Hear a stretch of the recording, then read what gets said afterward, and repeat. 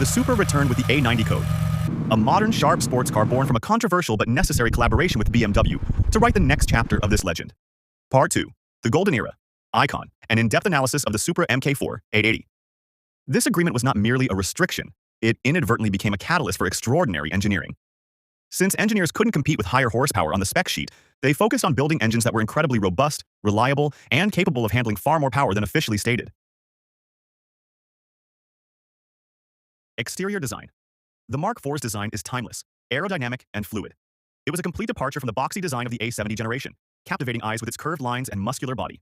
With a low drag coefficient of CD, Jans Lucio 131, it was an aerodynamic masterpiece for its time. Its large, functional rear wing not only became a visual signature but also provided the necessary downforce for stability at high speeds. Furthermore, the Targa top option, which Toyota called the Aerotop, was a popular feature of this generation that fans miss in the 5th generation. Cabin. The fighter jet cockpit. The Mark IV's cabin was designed to be completely driver-focused. The dashboard and center console wrapped around the driver. Part 4. The Soul of the Supra. Decoding the Tuning Culture. The 2JZ Gospel. Anatomy of a Bulletproof Engine. This section directly answers the user's core question. Why is the Supra, especially the Mark IV, so popular for tuning? The foundation, cast iron block. The 2JZ GTE engine uses a cast iron block with a closed deck design. This structure is incredibly strong and resistant to deformation under high cylinder pressures, making it the perfect foundation for handling massive boost. Rotating assembly, forged internals. The engine's crankshaft and connecting rods are made of forged steel. The forging process creates a denser, stronger part compared to casting, allowing these components to withstand immense rotational forces and power levels far beyond the factory standard. The crankshaft is supported by 7 main bearings, which adds to its overall strength. Cylinder head design and airflow. Although the 2JZ's DOHC-24 valve aluminum cylinder head didn't have the highest possible airflow among its contemporaries, it has a very efficient design and responds well to porting and polishing. The strength of this design makes it a perfect complement to the engine's powerful block. From sequential twin-turbo to single-turbo. The factory. Sequential twin-turbo system was innovative for reducing turbo lag, but tuners often replace it with a single large turbocharger. This simplifies the system and unlocks the engine's true high RPM power potential. The path to 1,000+ horsepower. The tuning journey for a 2JZ is well-defined, with simple modifications like an exhaust system, air intake, and a boost controller.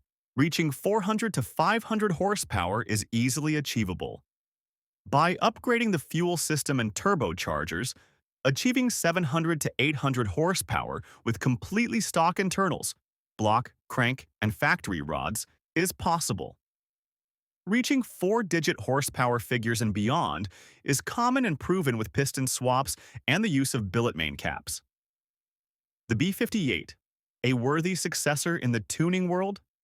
A modern marvel, BMW's B58 engine can be called the German 2JZ. It also features a closed deck design and forged internals, crankshaft and connecting rods, indicating a similar engineering philosophy for withstanding high pressure. Key differences and debates. Block material.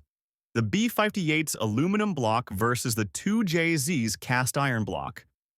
The B58 is lighter and has better thermal efficiency, but the 2JZ's cast iron block is considered more robust for enduring extreme and continuous stress. Turbocharger. A single twin-scroll turbo in the B58 versus a sequential twin-turbo in the 2JZ. The B58 offers broad, instantaneous torque, while the 2JZ has a more characterful power delivery. A bit of lag followed by a sudden rush that many tuners love. Technology.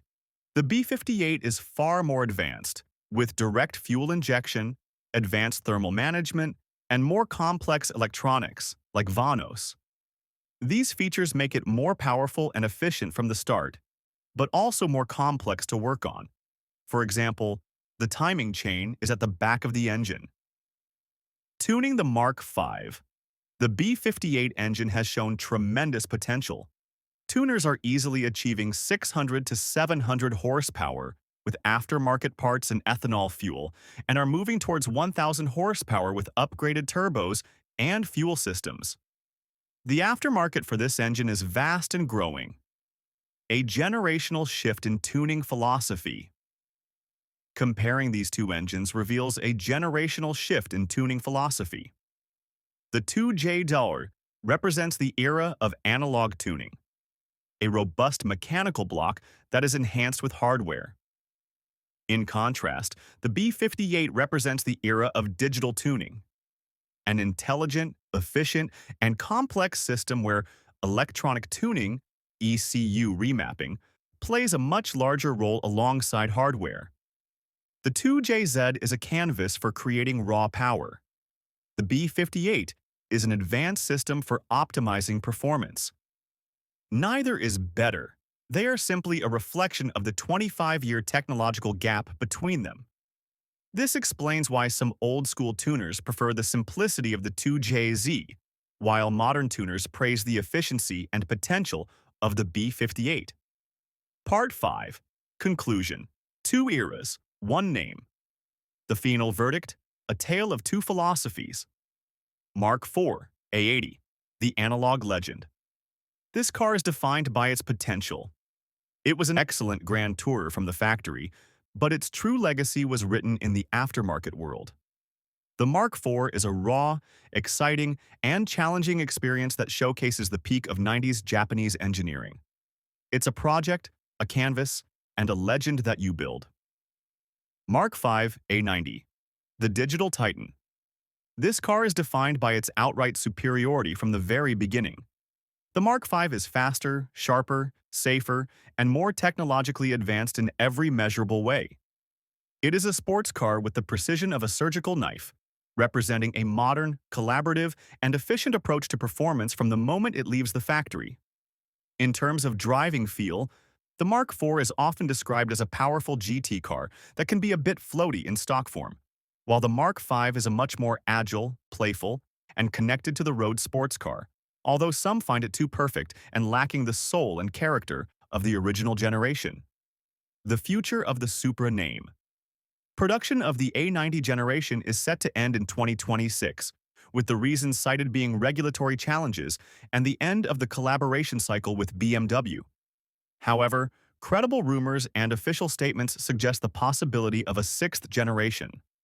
The options on the table include a partnership with a new partner, like Mazda, the development of an in-house hybrid powertrain, possibly based on the new 2.0-liter turbo engine, or even a move towards hydrogen or synthetic fuels, reflecting Toyota's overall multi-pathway strategy for the future.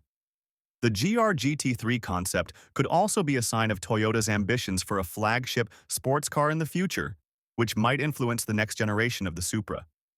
Final words. So, the choice is yours. The analog, infinitely tunable, and legendary icon of the 90s, or the digital titan with its technological superiority and flawless modern performance? Mark IV or Mark V? Let us know in the comments which car defines the true spirit of the Supra for you. And as always, thanks for watching.